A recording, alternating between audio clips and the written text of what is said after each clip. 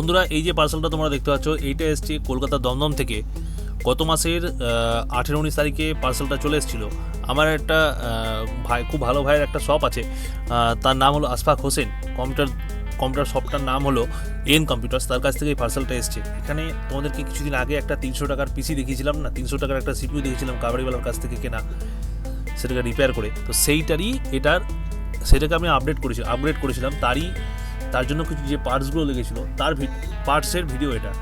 আর কিছু পার্টস আমি আমার কাছে ব্যাকআপ হিসেবে রেখে দিই, সেইগুলো এর মধ্যে আছে। তো এটা হচ্ছে সেই পার্সেলটা।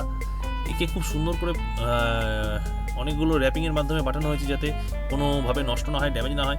আর চলো ঝটপট একে আনবক্সিং করা যাক। এবং ভিডিওগুলো যদি তোমাদের ভালো লাগে থাকে, চ্যানেলটাকে অবশ্যই সাবস্ক্রাইব করো, ভিডিওগুলোকে লাইক করো। তোমাদের মূল্যবান লাইক আমাকে ভিডিও বানাতে অনেক উৎসাহিত করে। তো চলো দেখে নেওয়া যাক কী আছে। জিনিসগুলোর দাম আমি ভিডিও শেষে এবং শপের অ্যাড্রেস আমি দুটোই ভিডিও শেষে বলছি। তো এটা একটা 256 জিবির কনসিস্টেন্টের এসএসডি, SATA এসএসডি। এটার 5 বছরের ওয়ারেন্টি থাকে। লাস্টে আমি তোমাদেরকে সব বলছি। আর এটা হলো একটা 250 জিবি 250 জিবির সিগেটেড SATA হার্ড ডিস্ক। একটা হার্ড ডিস্ক সবসময় লাগে, তাই এটা আমি নিয়ে রাখলাম।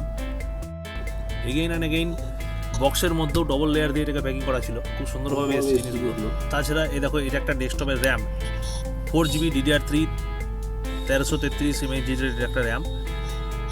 এই দেখো, এটা হলো সেই র্যামটা। এটা অ্যাসারের মেশিন থেকে খোলা র্যাম।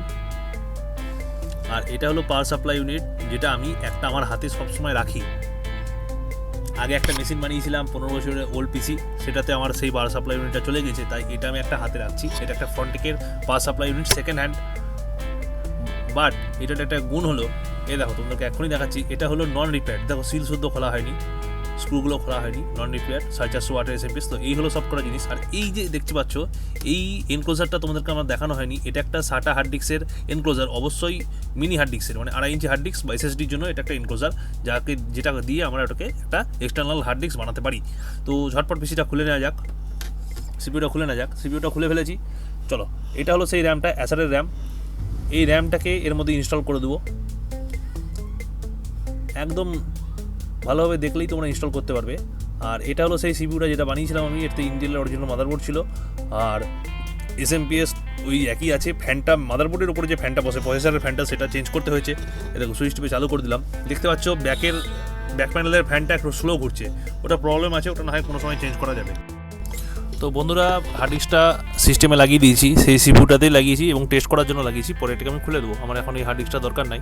তো ডিস্ক ম্যানেজমেন্টের মধ্যে দেখো চলে এসেছি। এখানে এটাকে আমি ফরম্যাট করে দিয়েছি, 232 জিবি শো করছে। হার্ড ডিস্কটা একদম ওকে আছে। বাই কম্পিউটারে গিয়ে এটাকে দেখে নেবো। আর ভিডিওটা এতক্ষণ ধরে মনোযোগ সহকারে দেখার জন্য তোমাদেরকে অসংখ্য ধন্যবাদ। এই দেখো এবার চ্যানেলটা অবশ্যই সাবস্ক্রাইব করো, ভিডিওগুলোকে লাইক করো। আর এখানে প্রাইসটা আমি দিয়ে দিলাম। আর তোমার সাথে দেখা হবে নতুন কোনো ভিডিওতে। সবাই খুব ভালো থাকবে, বাই।